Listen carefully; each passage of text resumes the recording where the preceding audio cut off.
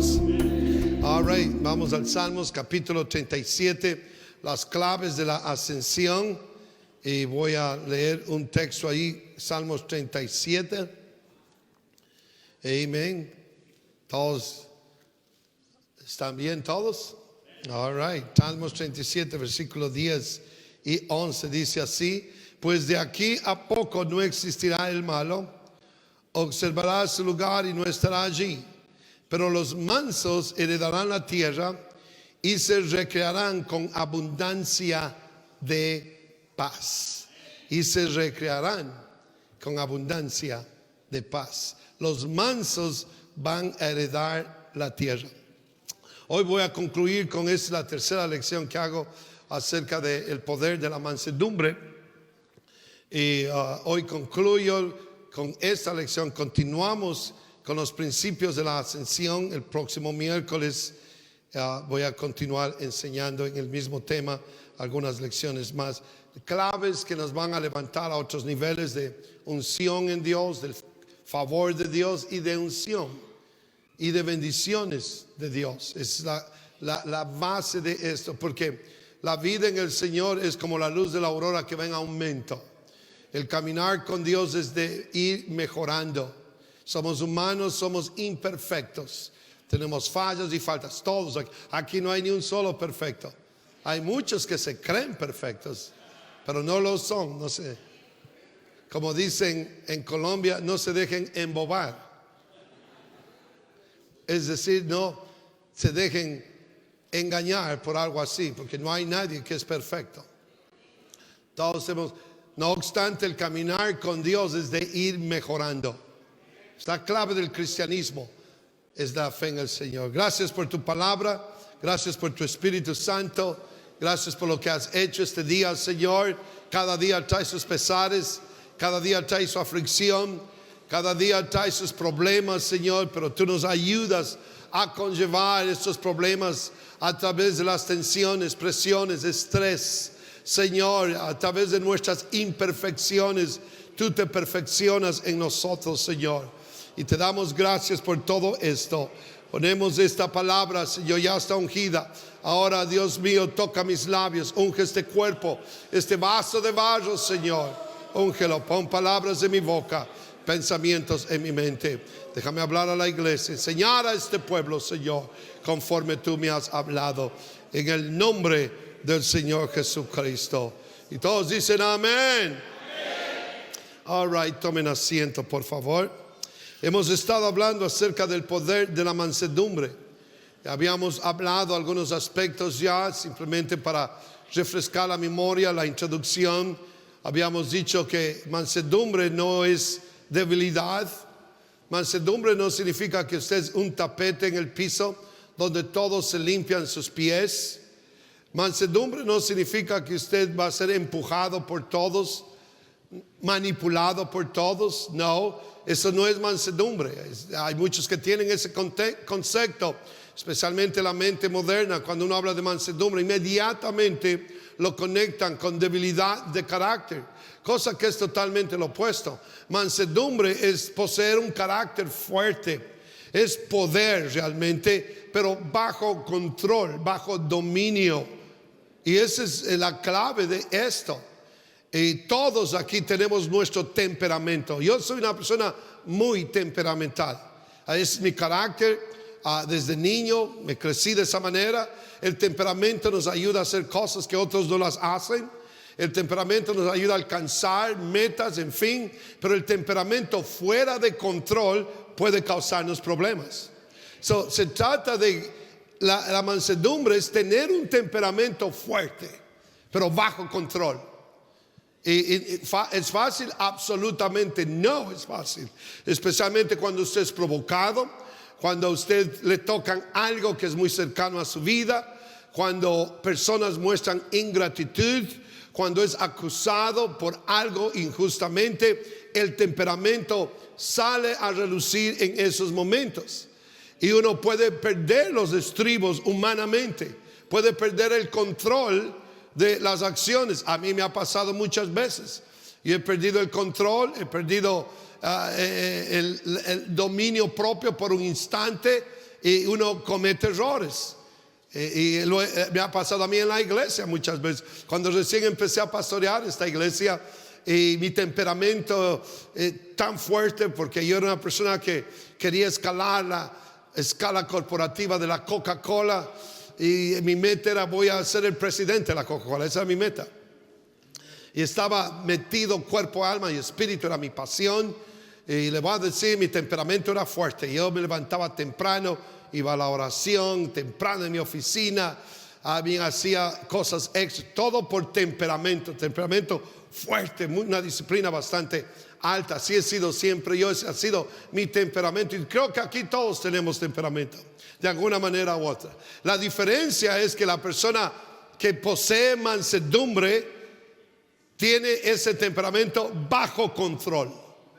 Y ahí es la clave, es lo que hemos estado hablando. Los mansos van a heredar la tierra.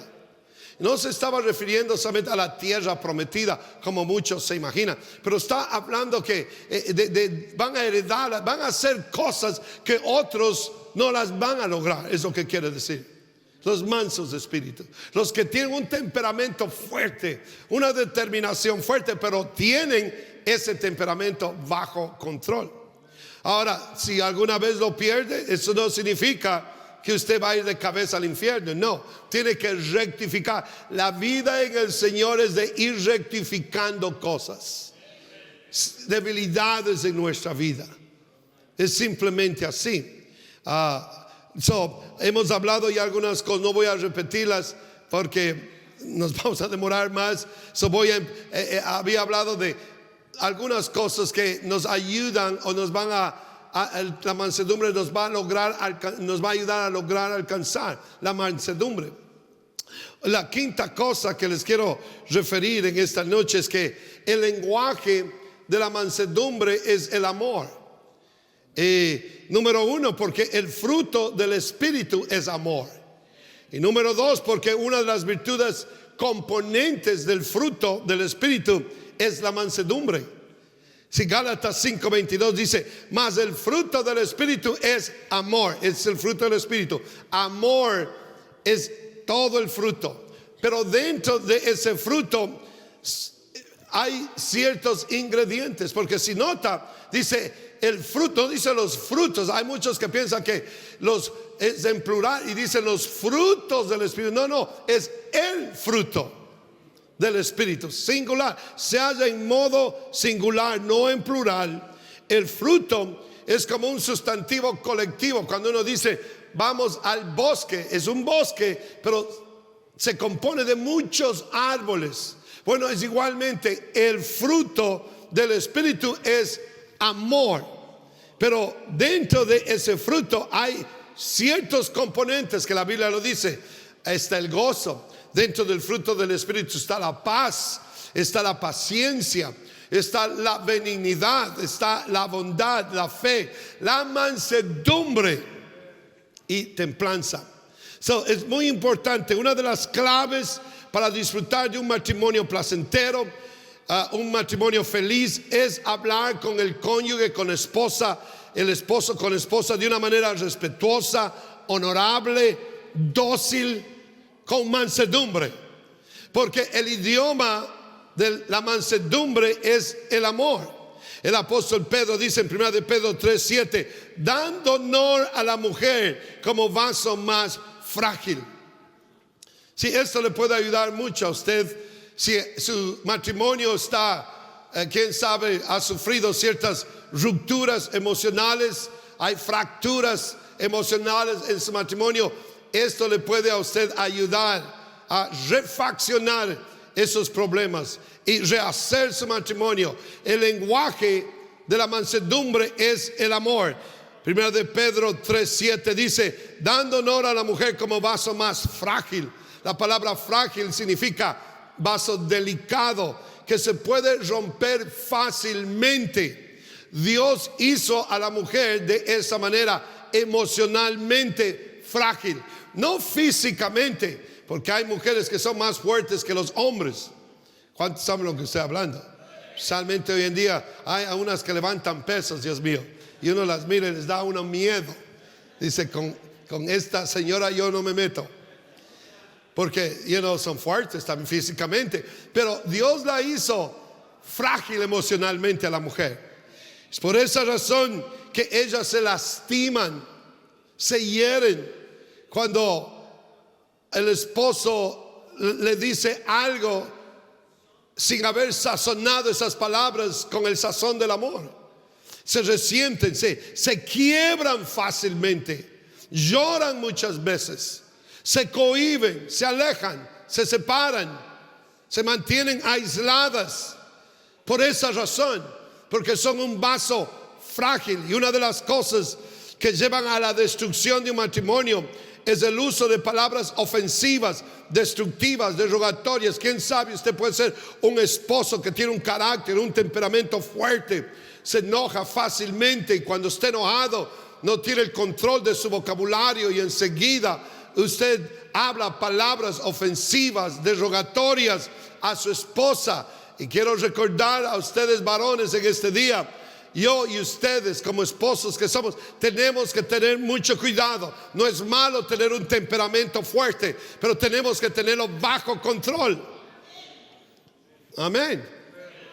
Esto es muy, muy importante. Si desea usted reparar las fracturas en su matrimonio antes de que las cosas se vuelvan más graves y tal vez lleguen a un punto irreversible, cuando ya no hay solución, cuando ya ha pasado ese matrimonio más allá del límite del perdón, la mujer está tan herida, tan destrozada emocionalmente, el abuso emocional es aún más difícil de recuperarse que el abuso físico.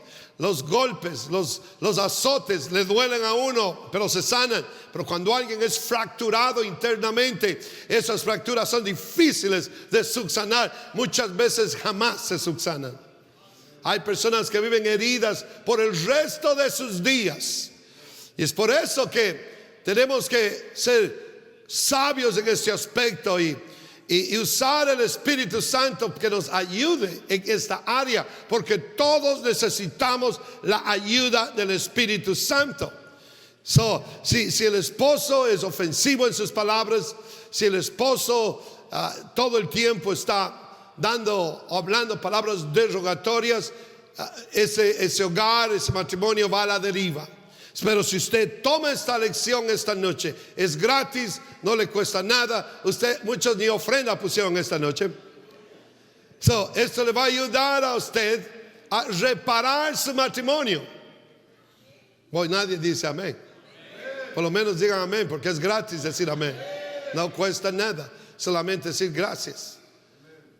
Es importante esto, es fácil, se va a evitar de ir a una consejería psicológica, consejería profesional. Si tiene el dinero y quiere pagarlo, está muy bien, no le va a hacer mal, le va a hacer bien. Pero ¿para qué invertir dinero cuando la solución está frente a nuestros ojos? Por medio de la palabra de nuestro Dios. Está claro, no es difícil de entender. Es de tomar esta palabra y aplicarla a nuestra vida. Y hay que tratar, dice aquí el apóstol Pedro, a la esposa, a la mujer como un vaso frágil.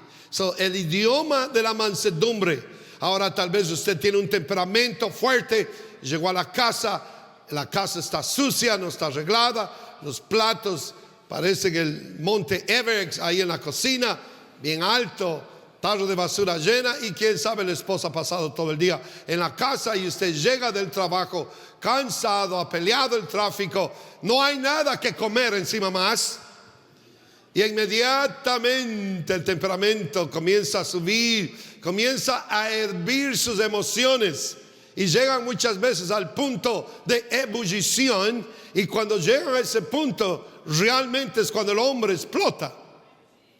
Y se causa un grave problema. que has estado haciendo todo el día? Eres una vaga, eres una ociosa, no trabajas, y comienzan las acusaciones. Y el problema va aumentando un poquito más. Y la esposa tal vez estuvo ocupada, uno no sabe, usted no sabe. Y antes de obtener la información del por qué la casa no está arreglada, usted ya desvolgó todo su enojo, toda esa lava, porque cuando uno pierde el control se vuelve como un volcán. Las venas del cuello se tensan como cuerdas de guitarra. Usted se vuelve rojo como un tomate y comienza a echar humo por las orejas, como que fuera una locomotora de esas antiguas. Eso sucede cuando uno llega a ese punto de ebullición emocionalmente hablando. Y no se preocupen, damas, que ya voy a llegar a ustedes también. Ahorita estoy hablando a los hombres, porque, es importante esto. La mujer es el vaso más frágil. Uno como hombre puede soportar los golpes emocionales más fuertes, de una manera más resistente es la palabra. Uno puede soportar esos golpes emocionales. Somos varones. Nuestra estructura emocional es totalmente diferente a la de la mujer. Dios nos hizo así, diferentes. Es por eso que ahora el matrimonio entre los mismos sexos es totalmente contraria a la enseñanza bíblica, porque Dios no diseñó para que dos cabezones se casen. No, sino una dama y un varón se casen. Dios mío, yo no sé cómo alguien no puede entender algo que es tan fácil de entender. Si desea usted reparar su matrimonio, el idioma de la mansedumbre es el amor, porque la mansedumbre es un ingrediente del fruto del Espíritu, que es amor. Y eso tenemos que grabarnos en nuestra mente. Si desea reparar su matrimonio antes de que las cosas comiencen a agravarse peor y peor, lo que tiene que hacer es esto. Por eso hacemos énfasis continuamente en la palabra de Dios. Nos hace énfasis nosotros, predicadores, maestros de la Biblia, y nosotros, hijos de Dios, sabemos cuando leemos la palabra que la Biblia nos dice: tenemos que andar llenos del Espíritu Santo. El tanque espiritual de nuestra vida tiene que estar lleno con el Espíritu Santo, este combustible divino. Prediqué el domingo en la mañana acerca de esto. Tenemos que estar llenos. Antes bien, sed llenos del Espíritu Santo, dice el apóstol Pablo, para que la mansedumbre sea el factor dominante de nuestras emociones en nuestras vidas. Colosenses 3:19 dice: maridos, amad a vuestras esposas y no seas ásperos con ellas. ¿Oyeron? Me pusieron el texto ahí, no pueden leer. Leamos todos. Maridos, pero no saben ni leer. 1, 2, 3. Maridos, amad a vuestras mujeres y no seas ásperos con ellas. La palabra áspero que es usada allí, esa palabra rugosa o rasposa, es lo que áspero significa. Es algo desagradable, es algo fastidioso. Usted toma una lija, esas que se usan para trabajar en madera, hacerla más fina, hacerla más lisa, o hay de metal. Ese es algo rugoso, algo áspero, algo rasposo. Y dice que vuestras palabras no sean rasposas, que no sean rugosas, es lo que dice. Es lo que dice aquí la Escritura. No seas ásperos con ellas. No seas que te acerques y es como que una lija se está acercando a ella. Dios mío, las raspas. Amén, digan amén, varones. O las mujeres deberían decir amén. Predique, pastor. Están todas, tienen miedo del esposo decir amén. Es que si digo amén en la casa, ¿qué me van a decir? Dios mío. Pero es lo que dice ahí. No, el hombre no tiene que ser controlador. Dios mío, miren, hombres, Dios no nos puso ni a mí ni a usted para controlar a la mujer. Dios mío, asfixiarla, ahogarla, ser un rugoso, un áspero. No, esa no es la función nuestra. No, casualmente, si tuviera el tiempo, leer otros textos, y quién sabe a leerlos si me queda el tiempo. Pero aquí el apóstol nos enseña, el apóstol Pablo exhorta a los esposos a no ser ásperos con ellas, a no ser duros con, aun cuando ella no es lo que usted espera que sea. Porque el matrimonio son dos personas que hicieron un pacto delante de Dios para estar juntos toda la vida. Es el pacto matrimonial. Y eso, para mantenerse unidos bajo estos votos matrimoniales una vida entera, hermanos, requiere de comprensión, de aprender a pedir perdón y de aprender a perdonar también. O sea, es un trabajo mutuo, mancomunal, los dos, definitivamente. Para hacer funcionar el matrimonio requiere que los dos aprendan a pedir perdón y a perdonar. Pero a la misma vez tiene que llegar un momento en que eso de ofenderse con palabras ásperas, rugosas, tiene que parar. Porque no puede ser todos los días, el siguiente día perdón, todos los días siguientes. No, tiene que parar en algún momento. Es muy importante.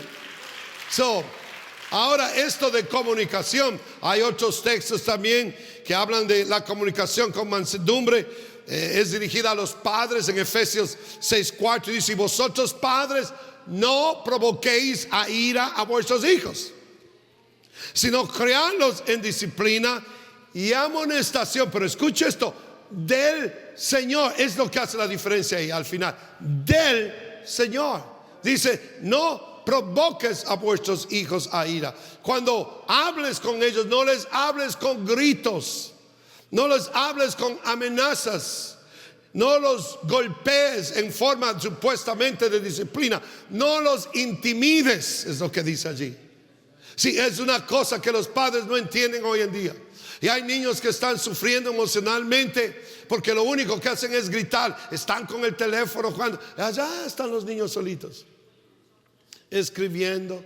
Y de repente el niño es niño, toca algo, quiebra algo, por ser niño. Oh, ese es un problema inmenso. ¡Ay, qué rompes! Y comienzan los gritos. Le va a decir: así no se va a crear hijos saludables. Por eso es que la Biblia dice: no los provoques a ira. Porque hay muchos que provocan, prometen al hijo, a la hija que van a hacer algo y no lo hacen. Y a la fuerza quieren obligarlo que se retracte y se olvide la promesa que le hicieron. Ahora el niño va a gritar y va a llorar y va a patalear porque es niño y no entiende lo que una persona adulta entiende. Y los provocan a ira y comienzan a patalear a los niños. Y ahí vienen y a la fuerza los jalan, los arrastran y le van a decir: hay un problema serio emocional en los hijos hoy en día por eso. Pero aquí dice la Biblia: no provoquéis a ira. Tenemos una generación hoy de hijos disfuncionales a causa de la manera incorrecta de criar a los hijos, especialmente en cuanto a disciplina. Y yo entiendo que este país coopera mucho en esto. Yo me crecí en una familia donde mi mamá y mi papá fueron extremadamente rígidos en esto de disciplina. Ahí no había ninguna área donde había espacio para cometer errores. Mamá y mi papá fueron fuertes. Yo creo que es bueno eso, pero también hay un balance a todo eso. Pero lo que pasa es que en este país se han ido del todo afuera del concepto bíblico de disciplina. Hay niños de 1, 2, 3, 4, 5 años, que es difícil controlarlos o disciplinarlos, y los padres, muchos por falta de no saber cómo, los abusan a los niños verbalmente. Los provocan a ira a estos niños con su manera incorrecta de disciplinarlos. Y como son pequeños, los padres los intimidan con gritos, con timeouts. Te va a poner en timeout. Y el niño ahí está en la esquina. ¿Qué estás haciendo, hijo? Estoy en timeout. Y los ponen de esa manera. Cosas que lo único que hacen es acumular en el corazón pequeño de esas criaturas odio contra los padres, que en una forma de ventilar el problema emocional que es una forma de ventilar ese problema emocional que se han formado, un rencor, que no lo pueden expresar. Ellos como niños, pero ya cuando alcanzan 11, 12, 13, 14, 15, 16 años, ese rencor que era tan diminuto y tan inocente a la edad de 16, 17 ya se ha desarrollado, y cuando tienen la oportunidad se van y hacen cosas que no deben de hacer. Todo por esto, porque los padres provocan a ira y no los disciplinan y los amonestan en la forma que el Señor quiere que lo hagan. Y la forma de disciplinar a los hijos es con amor, no con rencor. Usted nunca castiga a su hijo cuando está con ira. Y comienza a decir: eres un bruto, eres un tonto, no sirves para nada, y guacalán, un palazo en la cabeza. No, porque lo va a destruir, lo va a dañar totalmente. O se pone usted a discutir y la mamá dice: no le castigue, el papá sí, y ahora terminan golpeando al niño, y entre los dos también se dan sus golpes. Y los niños observan todo eso. Es una sola convulsión hoy en día. Es una cosa aterrorizante lo que está sucediendo en las familias hoy en día. No acata. Y lo lamentable es en la iglesia. Fuera en el mundo uno bueno, pero en la iglesia es lo triste. Es lo que realmente nos causa una situación en nuestro corazón. Ojalá que me estén escuchando allá en el sur de California, en el centro de Los Ángeles, ahí en San Valley, en el área de Burbank, que están también mirando el servicio. Esto es muy importante para todos nosotros. Disciplinar con enojo es abuso físico. ¿Sí me oyeron? Disciplinar con enojo no es disciplinar y amonestar conforme al Señor. No. Disciplinar con enojo es abuso físico. Si va a disciplinar, hágalo con amor y con sus emociones bajo control. Mi papá ya está en la presencia de Dios. Una vez yo lo hice enojar a mi padre. Mi padre fue un gran hombre, gran padre, ejemplar para mí. Lo amé mucho, lo amo mucho y lo extraño hasta el día de hoy, más de lo que ustedes se imaginan. Pero mi papá era un hombre que cuando tenía que disciplinar, nos disciplinaba. Y una de las reglas de nuestra familia era que cuando era hora de comer, todo el mundo se sentaba y no se movía de la silla. Esa era una regla. Entonces nos sirvieron, mi mamá sirvió la cena a las 6 de la tarde.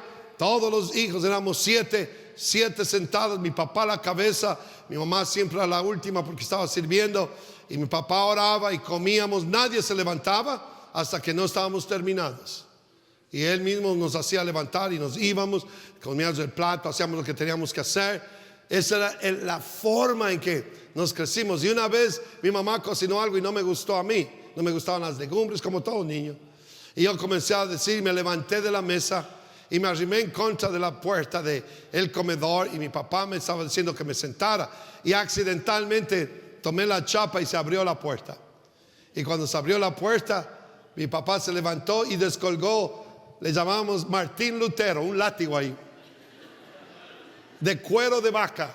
Estaba colgado ahí en la cocina. Y mi papá descolgó. Y cuando miré que descolgó eso, yo salí corriendo. Patitas, ¿para qué te tengo? Les voy a ser honesto aquí. Tenía como 10, 11, 12 años tal vez. No tenía más de eso. Y salí corriendo pensando que mi papá iba a decir: bueno, no, que se vaya. No, cuando iba y estaba detrás y sigo.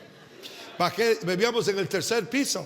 Bajé las escaleras y llegué a la puerta de abajo y dije: aquí sí ya no me sigue. Miro y estaba atrás. Salí corriendo a la calle. Corrí por la calle, fui a dar la vuelta a una plaza que había allá. Miraba y mi papá atrás con el látigo. Y allá no es, en ese tiempo, los 60, no es como hoy en día, llaman a la policía. No, allá, sálvese el que pueda. Y me di la vuelta y venía corriendo de retorno a la casa y mi papá atrás. Subí al tercer piso, mi papá atrás. Entró a la casa, entré yo a la casa.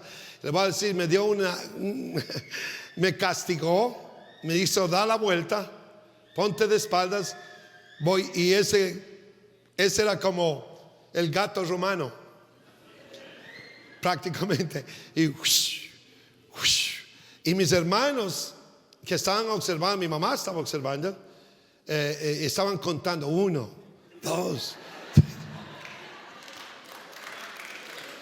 Yo estaba en gran dolor y ellos contando. Hasta que mi mamá se puso en la mitad, y ella está aquí, ella puede testificar lo que estoy diciendo. Se puso en la mitad, fue la mediadora entre Dios y los hombres en ese momento. Y dijo, no más. Y le voy a decir, no pude dormir como una semana en la espalda porque son látigos, el cuero seco, eso duele, hermanos. Y luego me hicieron bañar en agua fría porque esa era la costumbre. Nos castigaban bañarse en agua helada de Quito, Ecuador. El agua es bien fría. Y bueno, esas agua fría que le caen en las llagas de la espalda. Le voy a decir, nunca más me atreví a correr. Eso fue santo remedio para mí. Wow, mi papá decía algo ahí paradito. Y lo lindo fue que ya después de que me castigó, me bañó, me vino y me abrazó, abrió la Biblia y me comenzó a leer los proverbios. No rechaces, hijo, la corrección de tu padre. Ok, papá.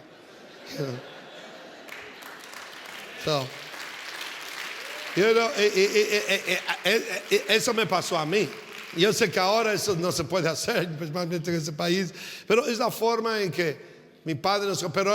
Pero con amor. O sea, yo sentía que a él le dolía más que a mí. Después lo sentía así. Se sintió, me abrazó. Al siguiente día él me llevaba a la escuela todos los días y parábamos en una heladería, me compraba un helado y él se compraba uno y caminábamos. Era una rutina, era una expresión de amor y de amistad. Ese fue mi padre, una persona que nos disciplinó, pero con amor. Y es la manera de hacerlo. No guardé rencor hacia él jamás. Guardé rencor en contra del ministerio, para serles honestos, porque lo miré como sufría en la iglesia, los problemas con los hermanos. Y guardamos 4 varones rencor contra el ministerio. No queríamos saber nada del pastorado y aquí estoy en esta noche pastoreando. Dios mío. Dios obró en el corazón. El asunto es que el idioma de la mansedumbre es el amor. Y si vamos a corregir, tenemos que hacerlo con amor. Y si vamos a hablar a nuestros cónyuges, hagámoslo con respeto, con honor. De vez en cuando pierden los estribos, ya va a suceder. A mí me sucede, a usted, a todos nos sucede. Al Señor Jesucristo le sucedió. Y voy a hablar de eso más adelante. Pero tenemos que tener mucho cuidado. Ahora la siguiente cosa, la sexta cosa es: la persona mansa se gana el respeto. ¿Sabía usted eso? Proverbios 11:16 dice, aquí vienen las mujeres: la mujer agraciada o gentil, o la mujer de manso espíritu, tendrá honra. En otras traducciones dice, se ganará el respeto, se ganará la honra, no solamente de su esposo, pero de sus hijos y de otros más. Pero hagamos lo general esto, no solo la mujer, la persona mansa, el hombre, la mujer que es agraciado o que es gentil, tiene esa gracia, tiene esa gentileza, tiene esa amabilidad. Alguien que tiene sus emociones bajo control se gana el respeto de sus hijos, de su familia y de todo mundo que los conoce. Hay madres que son pequeñitas en estatura, con poca educación, pero cuando yo he visto esto, cuando ella, la hermana, se me escapa el nombre de ella en Nueva York, una hermana, quién sabe, se alcanzaba a los 4 pies, estoy exagerando, bien bajita, pero ella, cómo dirigía a su hogar, a sus hijos, era increíble. Y sus hijos ya grandes, ella pequeña, pero los hijos bastante grandes, se sometían a su madre. Ella era el general y ellos eran los soldados. Sí, mamá. ¿Qué más, mamá? Sí, mamá. Esa era la reacción de ellos. Se había ganado una madre pequeña en esta edad con poca educación, pero cuando ella dice a sus hijos que hagan algo, no importa qué tan grandes son, ellos la escuchan y la obedecen, porque ha sido agraciada, ha tenido un tacto especial para comunicarse con ellos y no ser condescendiente en todas las cosas, pero tener un balance y una disciplina, pero con amor. Y eso es muy, muy, muy importante. Alguien se va a ganar el respeto si es agraciado o si tiene un espíritu afable, apacible. Y cuando disciplina a sus hijos, los hace con mansedumbre, los hace con sabiduría. Y lo que ella sembró, estaba cosechando en sus hijos. Y lo que usted y yo sembramos, también vamos a cosechar. Ahora, van a haber fallas en todo esto. A ver, cosas que como padres hacemos. Y les damos lo mejor a los hijos. Y eventualmente ellos se crían de esa manera. Y a la final, quién sabe, les hizo daño de alguna forma. Pero gracias a Dios que hay otros que no son así. No todos los casos son iguales. Nosotros nos crecimos sin nada. Me formó un carácter, un temple fuerte. Me hizo respetar a mi mamá y a mi papá lo máximo. Nos enseñaron a respetar a los mayores. Hay otros que se crían con todo lo necesario, especialmente en este país. Y en vez de serles de ayuda, es contraproductivo para ellos. Las cosas hoy día han cambiado. Uno tiene que ser muy sabio con estas cosas. ¿Cómo creamos a nuestros hijos? Tenemos que seguir el patrón bíblico. Los líderes, hermanos, que se han convertido en ícono en nuestra sociedad moderna, se distinguieron por tener un espíritu afable, humilde, manso. Abraham Lincoln en este país, gran líder. Y si usted lee la biografía y lo que la gente decía de él, era una persona afable. Se distinguió por eso entre sus compañeros, aún en la política, que es el juego más sucio que hay en este mundo. Pero él se distinguió por eso. Gandhi, el emancipador de la India, cuyo mensaje fue: las batallas no se ganan con armas, sino con amor. Un hombre sencillo, humilde, muy manso. La Madre Teresa, su humildad y su amor a las personas pobres y sufridas ahí en la India, la colocó como una figura de la compasión y la filantropía en esta época, en este tiempo moderno. Es increíble. Grandes líderes se han distinguido por eso. Pero nadie como nuestro Señor Jesucristo, el epítome de la mansedumbre y de la humildad. Aprended de mí, dijo el que soy manso y humilde de corazón. Isaías dice que él no abrió su boca, sino que fue llevado como una oveja al matadero. Humilde, dócil, bajo intensa presión, tensión, acusaciones falsas, cuando fue provocado al máximo de lo que una persona puede resistir. Él resistió y tuvo bajo control sus emociones. No fue débil el Señor, pero la Biblia dice, por eso es que la Biblia dice que los mansos van a heredar la tierra, van a hacer cosas que otros no lo hacen, van a conquistar lo que se les presenta frente a ellos. Y hermanos, el respeto se gana, no se demanda. Y usted se gana el respeto siendo respetuoso, amable, manso, humilde de espíritu. La séptima cosa, y esto es muy importante: la mansedumbre acepta corrección. Es muy importante. Habíamos dicho que Moisés, según la descripción dada en Números 12:3, fue el hombre más manso en la tierra. Solamente hay dos personas que la Biblia los adjetiva como mansos. Uno es Moisés y el otro es el Señor Jesucristo. Son los únicos dos que poseen esta cualidad de mansos en la Biblia. Tal vez hay otros, pero la Biblia no lo dice. Solo dice de estos dos. En el caso de Moisés, no significa que Moisés fue un hombre perfecto, sin defectos ni fallas. No, de ninguna manera. Y creo que todos aquí nos podemos relacionar a Moisés en ese aspecto. Porque a pesar de que fue un hombre manso, es decir, que tenía un carácter fuerte, pero bajo control, sin embargo, en algunas ocasiones, él perdió el estribo, el control de sus emociones, su carácter fuerte. Cometió graves errores que a la postre le costaron entrada a la tierra prometida, a ser ascendido a la próxima dimensión de bendición que Dios la tenía destinada para él. Pero por causa de no poder controlar sus emociones, se quedó estancado en un nivel inferior. Y yo no quiero, ni usted tampoco. Todos queremos continuar ascendiendo. a la meta, al plan, al destino que Dios tiene preparado para mí, para usted. Ahora, no requiere, vuelvo a decir, de perfección, pero sí tenemos que hacer algo para mejorar esto. Moisés, vuelvo a decir, fue catalogado como un hombre manso, suficientemente humilde.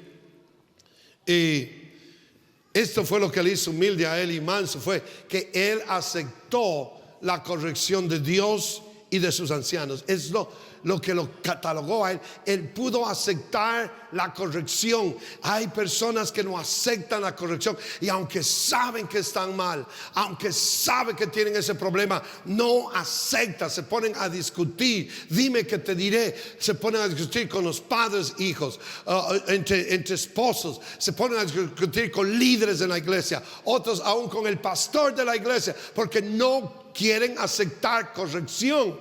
Si usted no sabe aceptar corrección, no va a ser promovido al próximo nivel, a esa dimensión de unción y gloria que Dios quiere llevarlo, a un nivel de bendiciones sin límites que Dios quiere llevarlo. Sí, hay muchos que no aceptan. Moisés, eso fue lo que lo hizo a él diferente, que aceptó la corrección. A nadie le gusta ser corregido, pero hay algo especial cuando uno acepta la corrección sabia, justa. Y usted sabe que es sabia y justa. Usted sabe que esa es una debilidad que hay en usted. Hay algo en usted y necesita corrección, y vienen y le recogen. Y usted dice: no, a mí nadie me dice nada. ¡Pum! El Señor lo descalifica inmediatamente. Lo pone a un lado. Hay personas que son así. En el trabajo, con sus jefes, han perdido trabajos a causa de ese espíritu soberbio que hay en ellos. Y hay algo que Dios no acepta, es la soberbia. Él resiste a los soberbios, dice la Biblia. Los mira de lejos, los mira con largas vistas, con bináculos. Los mira a la distancia el Señor, a los soberbios. Pero Moisés fue manso porque aceptó la corrección con humildad. Él no se puso a la defensiva ni a discutir cuando su suegro Jetro le comenzó a dar ciertos consejos, cierta exhortación. Él no le dijo: hey, tú eres mi suegro, aquí el que mando soy yo. Podía haberlo dicho. Él era el que Dios había escogido, el líder de Israel, el caudillo. Pero su suegro viene y comienza a hablarle a él, y Moisés no reaccionó bruscamente. No, Moisés aceptó humildemente el consejo, la corrección de él. Éxodo 18-19 dice que Moisés se hallaba aconsejando al pueblo de Israel todo el día, y Jetro, el suegro, viene y dice: hey, oye ahora mi voz y yo te aconsejaré, y Dios va a estar contigo si oyes mi consejo. Y ese es el suegro de él. Y a los yernos no les gusta el consejo del suegro, porque se creen que ya lo saben todo. Aún cómo crear a los hijos, uno que ha creado hijos. ¿No es así? Oye, pero ahí está Moisés con su boca cerrada, escuchando el consejo de su suegro Jetro. Y el verso 24 dice: y oyó Moisés la voz de su suegro e hizo lo que le dijo. Le va a decir: esos son los que van a heredar la tierra. Gente que se somete con humildad al consejo de los ancianos, de los superiores. Pero cuando alguien es arrogante y presuncioso, irrespetuoso, a mí nadie me dice nada, a mí no, y comienzan a ponerse en ese plan, inmediatamente cierran la ventana de los cielos. Dios no los promueve. Van a batallar todos los días de su vida. Los he visto todos los días, porque si hay algo que Dios no acepta, es a los soberbios, a los arrogantes, a los presunciosos, a los orgullosos y a todo lo que termina con osos. Dios no los tolera. Simplemente así. Aleluya. Sí, Jetro, el suegro, prácticamente le salvó la vida a Moisés. Moisés se hallaba al borde de tener un ataque de nervios. Imagínense pastoreando a esas alturas. Ya el pueblo de Israel era más de 1 millón de personas, y él se pasaba desde la mañana hasta la tarde dando consejos, dando consejos. Y todo el día te pasas aconsejando a esta multitud y la mayoría ni siquiera hacen caso al consejo. Y viene el suegro y dice: te vas a morir, vas a dejar a mi hija viuda, a mis nietos los vas a dejar huérfanos, haz algo. Y Moisés oyó la voz de él. Dios mío, necesitamos ese espíritu hoy en día. Inclusive hay veces que el pastor se para a amonestar desde este púlpito y hay muchos que están sentados ahí y la voz se les va nomás, se les pasa. En vez de aceptar la exhortación de la palabra de Dios, decir: yo necesito corregir esto, yo necesito rectificar esta área en mi vida. Con humildad, aceptar la exhortación de la palabra de Dios con humildad. Aleluya, aleluya. Dios no puede tratar con ese tipo de personas que rechazan el consejo. Voy a concluir ya. Dice en Hebreos 4:15 acerca del Señor Jesús, que fue tentado en todas las maneras según nuestra semejanza, pero sin pecado. El Señor Jesús fue perfecto en la extensión de la palabra. En Él no hubo error, en Él no hubo faltas, en Él no hubo fallas. Él fue sin pecado, Él fue santo y perfecto, y lo sigue siendo hasta este día de hoy. Él tenía todo el poder en el cielo y en la tierra. Él dice: toda potestad, todo el poder me ha sido dado arriba en el cielo y acá abajo en la tierra. ¿Quién más? ¿Qué más poder que ese? Él creó los mundos con el poder de su palabra. Él hizo todo lo que nuestros ojos observan y ven con el poder. Él tenía todo el poder. Filipenses dice 2, de 6 al 7, que el Señor Jesucristo, siendo en forma de Dios, no estimó el ser igual a Dios, sino que se despojó a sí mismo, tomando forma de siervo, hecho semejante a los hombres. Esa palabra despojarse ahí es kenosis, el kenosis que le llaman en teología. Es decir, que Dios se vació voluntariamente de todos sus poderes, se vació voluntariamente de esa virtud divina que había en Él. Era Dios manifestado en carne y hubo un kenosis, un vaciamiento voluntad. El Señor se despojó, Él se vació voluntariamente del poder, de todos sus atributos, tomó la forma. Es decir, que todo el poder que había en Él, el Señor lo puso bajo control.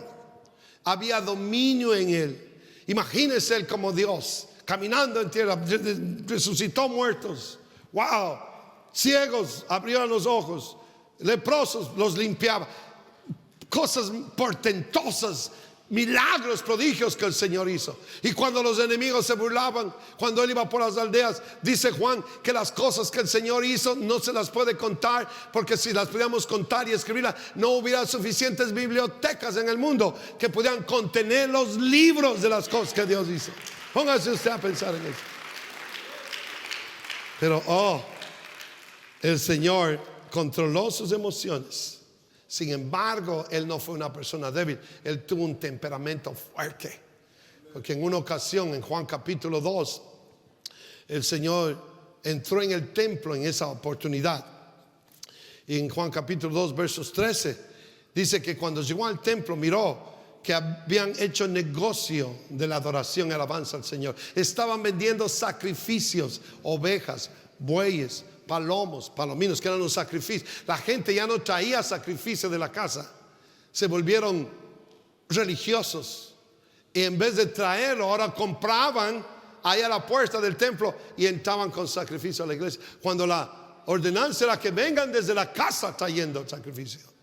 Y cuando el Señor llegó ahí, mira que todos los vendedores, los cambistas estaban allí. Wow, mire, le entró un celo. El celo es una de las emociones más peligrosas que hay en nuestra vida. El celo. Han habido crímenes a causa del celo. Les llaman crímenes pasionales. Alguien fue encontrado sorprendido con otra persona y le entró celo, y hay muertes a causa de eso. Ha habido cosas horribles, golpes, peleas sangrientas. El celo es una de las emociones más fuertes en el ser humano. Y el Señor, cuando llegó y miró la casa, entró celo en Él. y enseguida fue y hizo un azote, un látigo. Y entró en el templo y comenzó a limpiar, a sacar a todos los religiosos, a voltear las mesas de los vendedores, cambistas, las palomas salían volando. Dios mío, le entró celo y dice que cuando los discípulos lo miraron, se acordaron de lo que dice la palabra de Dios. El celo de su casa lo consume. Ese celo.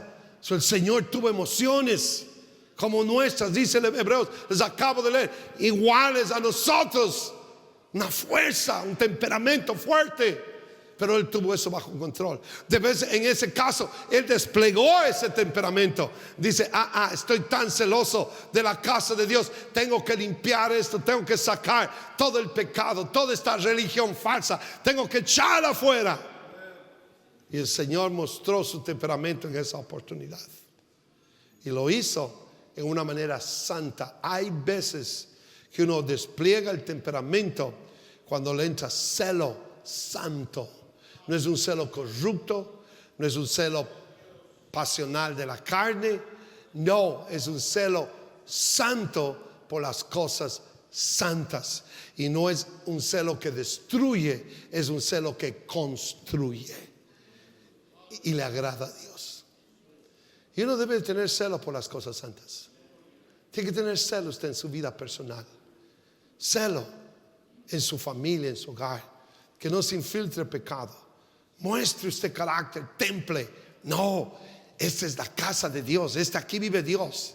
Aquí no entra ese pecado, aquí no entra esa práctica, aquí no hay pleitos, aquí no hay gritas, aquí no hay contiendas, aquí no hay insultos. Esta es la casa de Dios.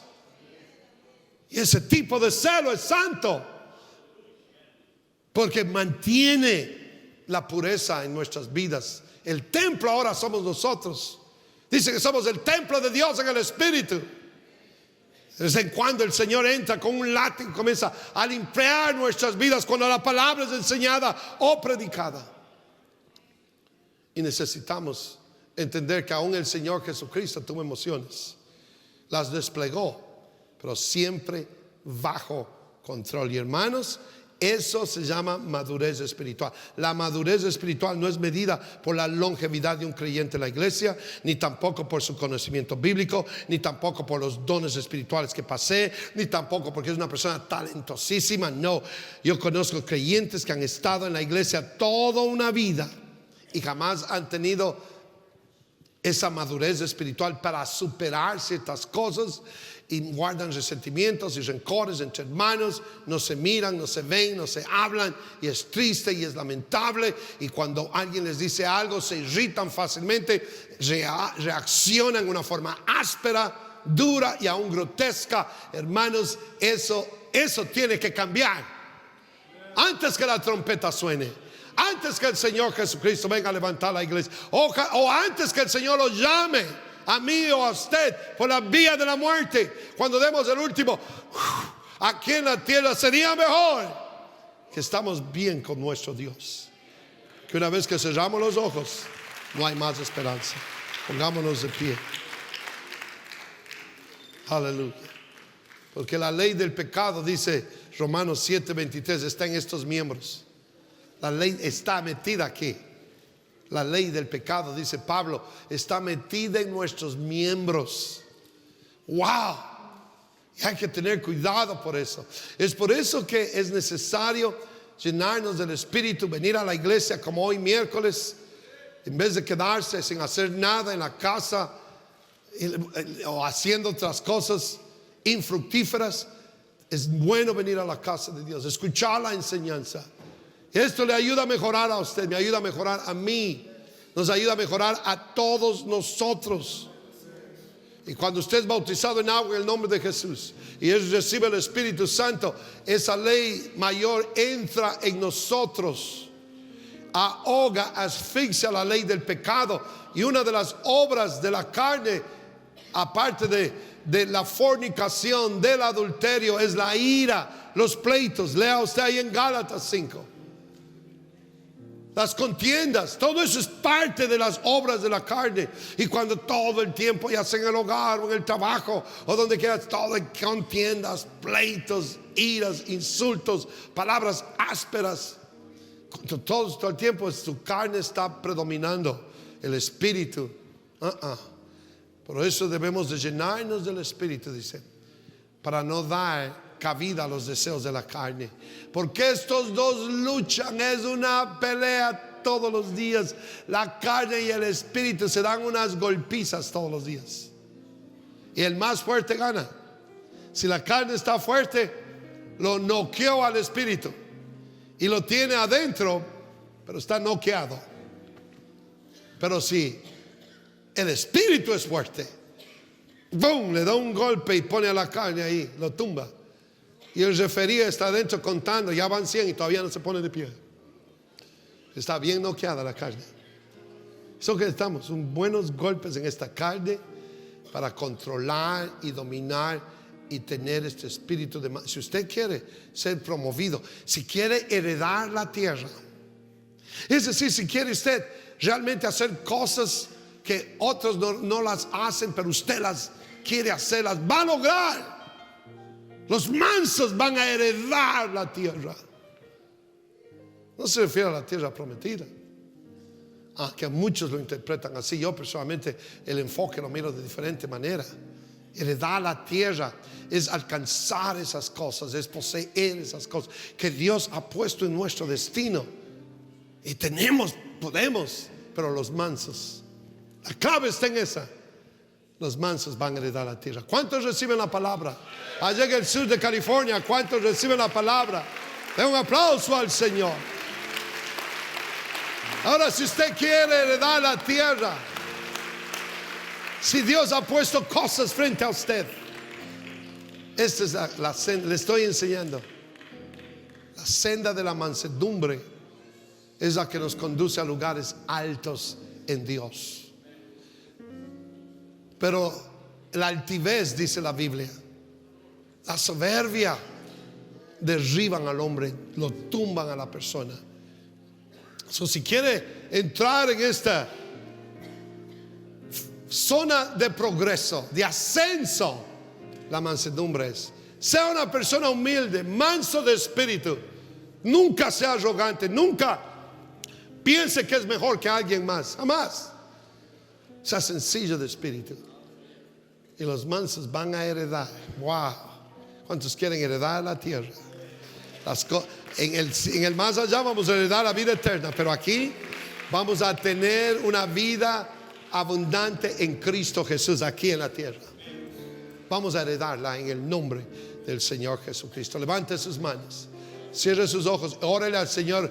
Dígale: Señor Jesucristo, oro en esta noche en una forma sincera, Señor. Abro mi corazón, abro mi vida, Señor, totalmente, Señor. Tengo faltas, todas las tenemos. No somos perfectos, nos irritamos todavía, Señor. Nos provocan personas y a veces nos provocan a ira, y de vez en cuando perdemos el dominio de nuestras emociones. Pero aquí estamos, Señor, en esta noche. Queremos, Señor, heredar la tierra. Los mansos van a heredar la tierra, Señor. Aleluya. Trabaja en mi vida, trabaja en mis emociones, Señor. Trabaja en mí, oh Dios. Me pongo en esa rueda del alfarero. Oh Dios mío, Señor Jesucristo. Aleluya. Eso es. Levante su voz, órale al Señor.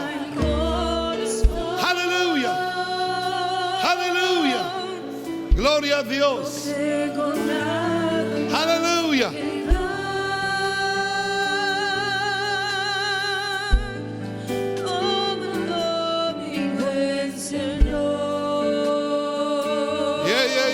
Aleluya.